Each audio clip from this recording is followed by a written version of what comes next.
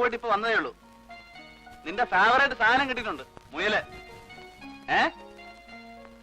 അവിടെ ഇരുന്ന് കൊതിച്ചോ. പാഴ്സൽ അയക്കാനോ?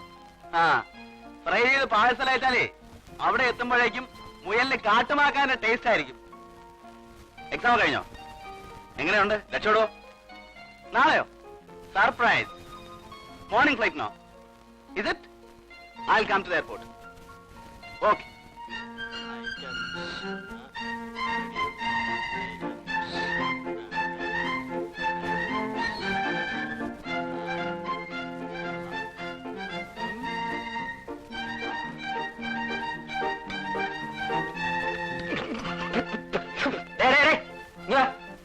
ഇതിന് സാൾട്ട് അല്പം കൂടുതലാണല്ലോ. അങ്ങനെ ഒരു വഴിയില്ലല്ലോ. എടാ, നീ എല്ലാം കൂടി എന്റെ സാറിന് കിഡ്നി ട്രബിളും ഡയബറ്റീസും ഒക്കെ വരുത്തി വെച്ച് ഷെഡിക്കേറ്റ് ഇരുത്താനുള്ള പരിപാടിയാണോടാ? പോ.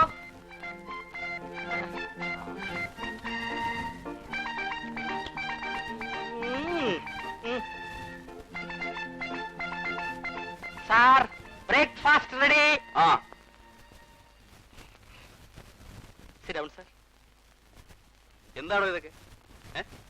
ഇടിയപ്പം, പട്ടാണിക്കറി, ഇഡ്ഡലി, ചമ്മന്തി, appam, egg curry, green peas masala, bread butter jam, bullseye, ghee, grapes, fruits, കാഫ, ഫലം.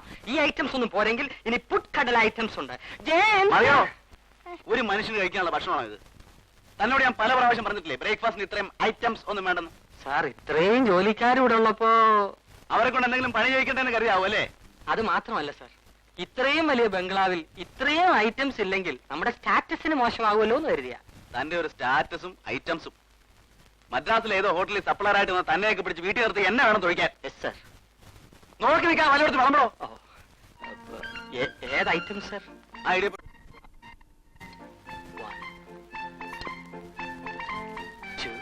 Any side dish? ഇവിടെ നാപ്കിൻ ഒന്നുമില്ലോ തുറക്കാൻ? നാപ്കിൻ ഉണ്ട് സാർ. ജെയിംസ്,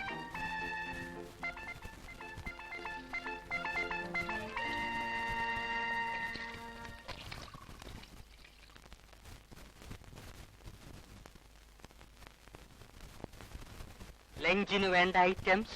മനുഷ്യർക്ക് വായിൽ വെച്ച് തിന്നാൻ കൊള്ളാവുന്ന എന്തെങ്കിലും ഉണ്ടാക്കിയാൽ മതി. Any PRAN items? നീ ഈ ഐറ്റംസ് പറഞ്ഞു വന്നാലുണ്ടല്ലോ തന്നെ ഇടിച്ചു പിഴിഞ്ഞ് തന്റെ പ്രാണൻ ഞാൻ എടുക്കും. ഇവിടെ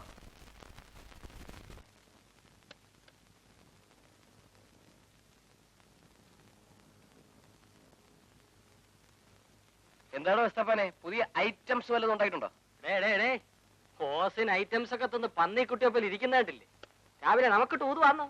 10 വർഷമായി ഇവിടെ വന്നിട്ട്.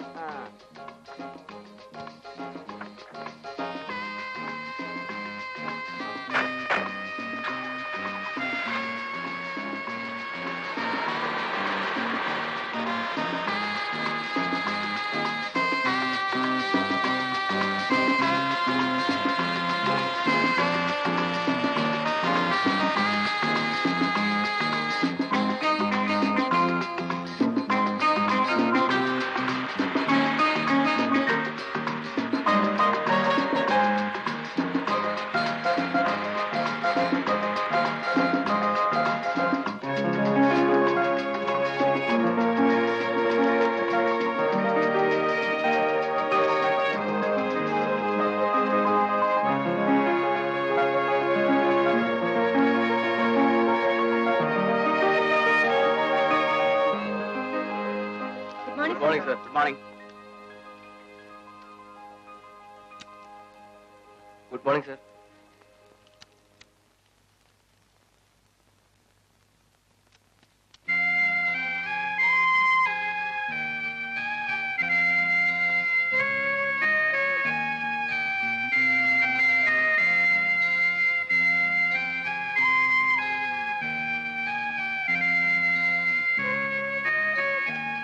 Good morning, sir. Good morning.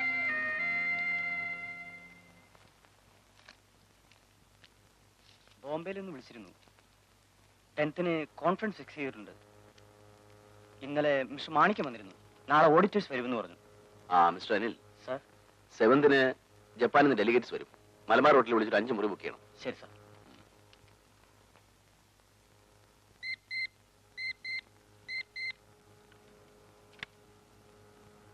Lal, നീ ഒന്ന് ഇങ്ങോട്ട് വന്നേ.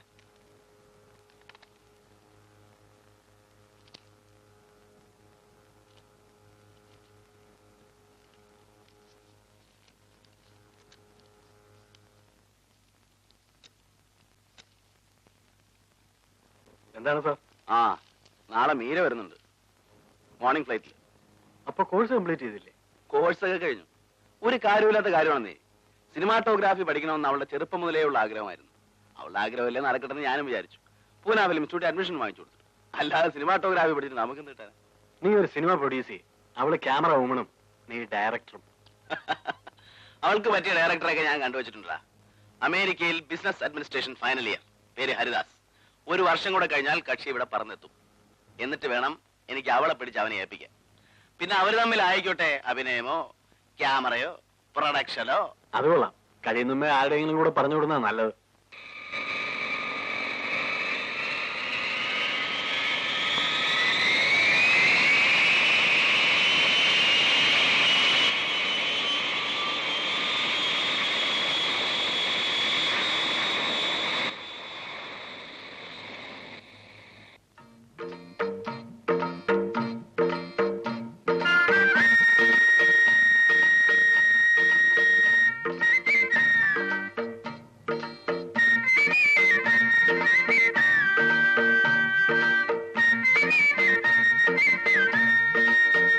നീ എക്സാം ഒക്കെ നന്നായിട്ട് എഴുതിയിട്ടുണ്ടോ?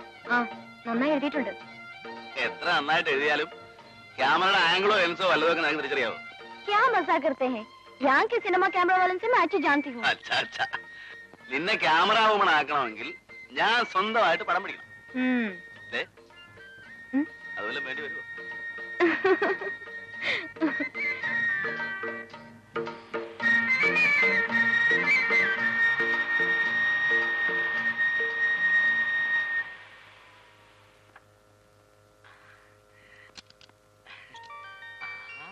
कैसे हो? क्या है समाचार? अरे ऐसे क्या देख रहे हो? चलो लगेज सब उठाओ.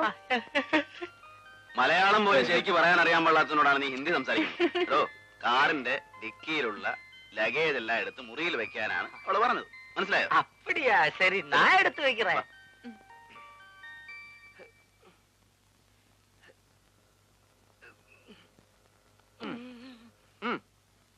ഈ ഐറ്റം താൻ കൊണ്ടുവന്നാ മതി.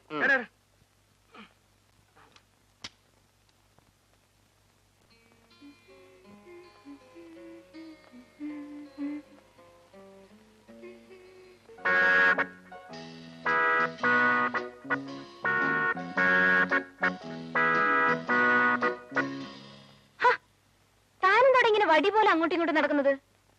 ആരും ഐറ്റംസ് ഒന്നും ഓർഡർ ചെയ്യുന്നില്ല. യെസു, കുടിക്കാൻ എന്താ ഉള്ളേ? എന്നെ കുഞ്ഞ് എസ്തു എന്ന് വിളിക്കുമ്പോ ക്രിസ്തു എന്ന് വിളിക്കുന്ന പോലെയാണ് എനിക്ക് തോന്നുന്നത്. എന്നെ എസ്തപ്പാൻ എന്ന് വിളിച്ചാ മതി. ഞാൻ യെസ്തുനെ വിളിക്കും. എനിക്ക് അങ്ങനെ വിളിക്കുന്ന ഇഷ്ടം. Short name. കുഞ്ഞിന്റെ ഇഷ്ടം. കുഞ്ഞിന് കുടിക്കാൻ എന്ത് ഐറ്റംസാ വേണ്ടത്? സ്കോച്ച്, വിസ്കി, ബ്രാൻഡി, ബിയർ, ജിൻ, വൈൻ, വോഡ്ക?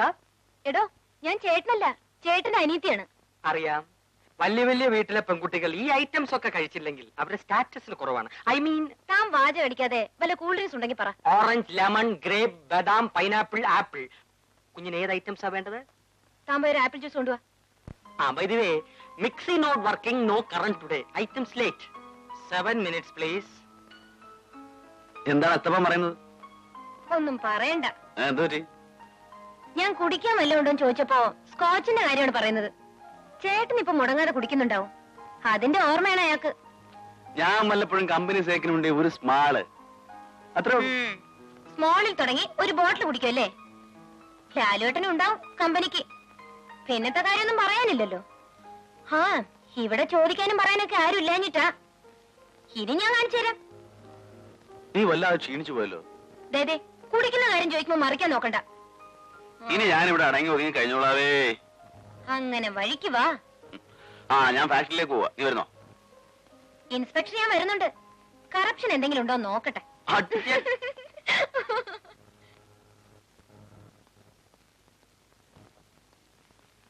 ചേട്ടാ, ഞാൻ പ്രിയക്കൊന്ന് ഫോൺ ചെയ്തിട്ട് ഞാൻ അവളും കൂടെ ഓഫീസിലേക്ക് ഒന്നിച്ച് വന്നേക്കാം. ശരി. ചേട്ടൻ പ്രിയെ കാണാറുണ്ടോ? എനിക്ക് വേറെ ജോലിയില്ലേ? ജ്യൂസ്.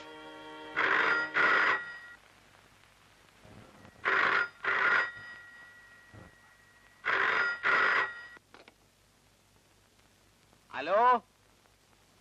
പങ്കജാക്ഷമനോൻ ഇവിടെ. അങ്കിൾ ഞാനാണ് മീര. പ്രിയ ഉണ്ട് അവിടെ? ആ അവള് കുളിച്ചോണ്ടിരിക്ക, ഇപ്പൊ വരും. മോളെ എപ്പോ വന്ന്? ഞാനിന്ന് മോർണിംഗ് ഫ്ലൈറ്റിലെത്തി. വിമാനത്തിലോ?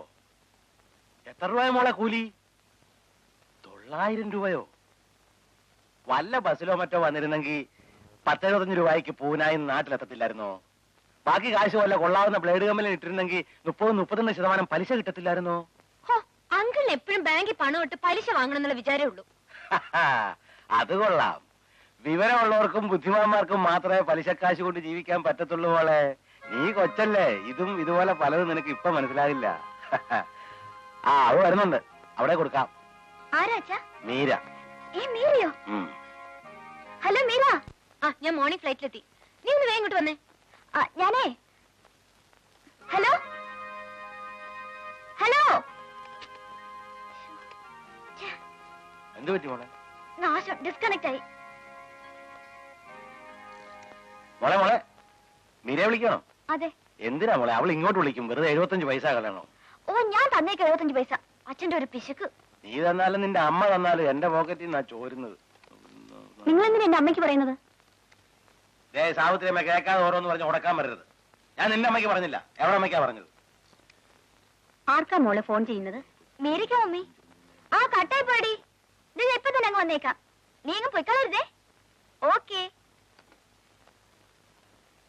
രാവിലെ 75 പൈസ. നിങ്ങൾക്ക് എപ്പോ നോക്കിയാലും ഈ പലിശയുടെയും പൈസയുടെയും കണക്ക് മാത്രമേ ഉള്ളൂ. അതേടി അതെ. ഞാൻ ഇങ്ങനൊക്കെ പിടിച്ചുണ്ടാക്കുന്നോണ്ടാ തള്ളയും മോളും മുതുകു തുറന്ന ബ്ലൗസും സാരിയൊക്കെ കൊടുത്തു നടക്കുന്നത്. അല്ലോ നിങ്ങളെ പോലെ ഈ കച്ചത്തോട് തീർന്നുകൊണ്ട് ഞങ്ങൾ കിടക്കാൻ പറ്റുമോ? എനിക്കാണെ ക്ലബിനെ പറ്റും പോകേണ്ടതാ. അവിടെ ഒരു ക്ലബ്ബ്. എടി ഈ വേഷം കിട്ടുന്ന കാശൊക്കെ വല്ല പ്രൈവറ്റ് ബാങ്കിൽ വിട്ടാ നല്ല 1-ാം തരം പലിശ കിട്ടും. ഇന്ന് ഒരു കൂട്ടർ 32%, വേറൊരു കൂട്ടർ 36% പത്രത്തിൽ എഴുതിയിരിക്കുന്നത്. നിനക്കറിയാവോ? അതെങ്ങനെ അറിയാനാ? അക്ഷരം അറിയാമെങ്കിലേ പത്രം വായിക്കാൻ പറ്റൂ. എന്തിനാ മനുഷ്യ, ആകെ കൂടി ഒരു മോളല്ലേ ഉള്ളൂ. ഇങ്ങനെ തിന്നാതെ കുടിക്കാതെ ഉണ്ടാക്കിയിട്ട് ആർക്ക് കൊടുക്കാനാ? ഉണ്ടാക്കിയ കാശൊക്കെ മകൾക്ക് സ്ത്രീധനമായിട്ട് കൊടുക്കുമെന്നായിരിക്കും വിചാരം. എന്റെ മോള് കൊള്ളാവുന്ന ഒരുത്തിനെ ഒപ്പിച്ചെടുത്താ അവക്കൊള്ളാം. അല്ലാതെ സ്ത്രീധനം കൊടുത്ത് പങ്കജാക്ഷമേനോ കെട്ടിക്കൊന്ന് വിചാരിക്കണ്ട.